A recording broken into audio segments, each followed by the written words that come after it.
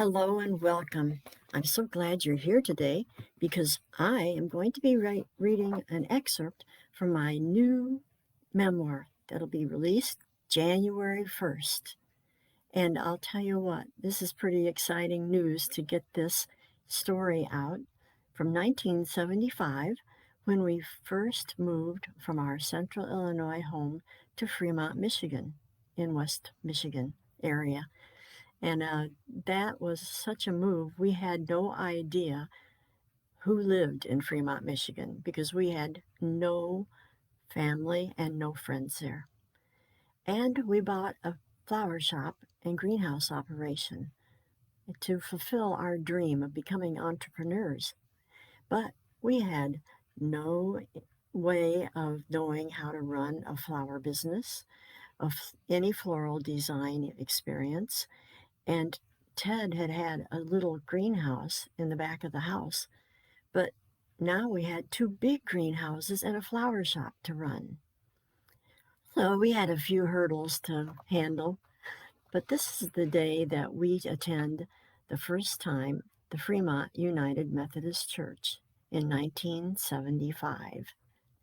So listen as I read a short excerpt from this chapter. I grew up in the United Methodist Church, so I wanted to attend a service there. One Sunday in December, we drove over to the Methodist Church on the east side of town. We were warmly greeted as we walked down the long hallway to the sanctuary. We stopped at the nursery where a sweet old woman and teen girls made a fuss over Sarah. Sarah's our 1-year-old baby daughter. They immediately took her over to some of the toys so we could duck out. She didn't protest being whisked away to the giant-sized wooden dollhouse. I felt good about her staying with the kids, and truthfully, I looked forward to sitting with my husband in church and not having to worry about keeping her entertained. My eyes widened in amazement when we entered the sanctuary. Christmas greens and candle centerpieces on every windowsill decorated the windows along the side walls of the church. Garlands looped around the front of the church. Candelabra with red candles and more greens and ribbons were up front on each side of the altar. And red poinsettias graced the front of the church. We have a poinsettia here gracing our camera. This setting was made for a backdrop in a movie. Organ music added to the feeling of Christmas and joy as we sat and listened in the wooden pew. As if that weren't enough, the music swelled to begin the processional hymn. 2 children entered, carrying brass candle lighters. They were dressed in white robes with black bows. Their serious faces focused on their mission to light the numerous candles ahead of them. The choir, wearing red robes, processed in pairs down the center aisle, blending their voices in beautiful music.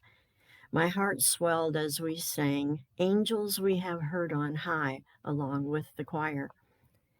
When I thought the setting couldn't be more perfect for the Christmas season, Reverend Bert Vermeulen, a tall, white-haired, stately-looking gentleman, followed the choir in his robe, strolling alongside the church member who would be the liturgist.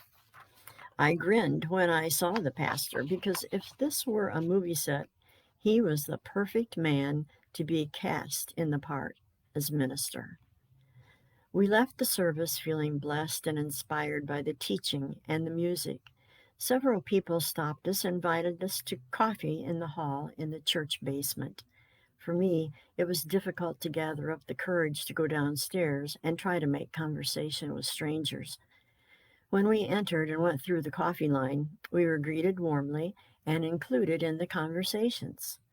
The gentlemen laughed and joked with Ted, and the ladies took me right into their circle.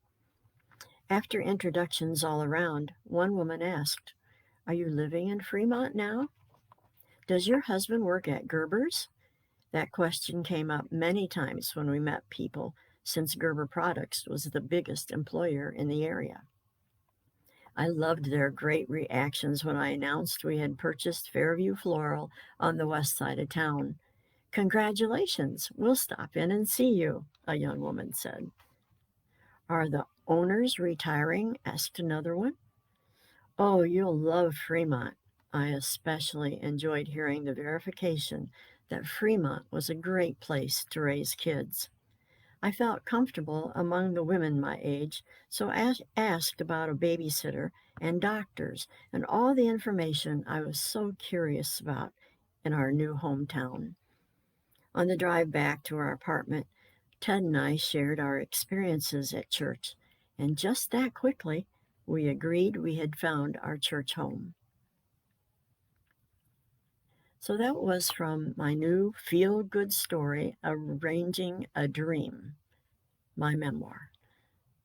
If you would like to grab an e-copy of it, it's available in all the major online booksellers, and a paperback is available at Amazon. I hope you'll pick up a copy and find out the whole story behind this memoir. And I wish you a very, very Merry Christmas, and I wish you all the love, the joy, the peace, and the hope of this beautiful season. Thank you.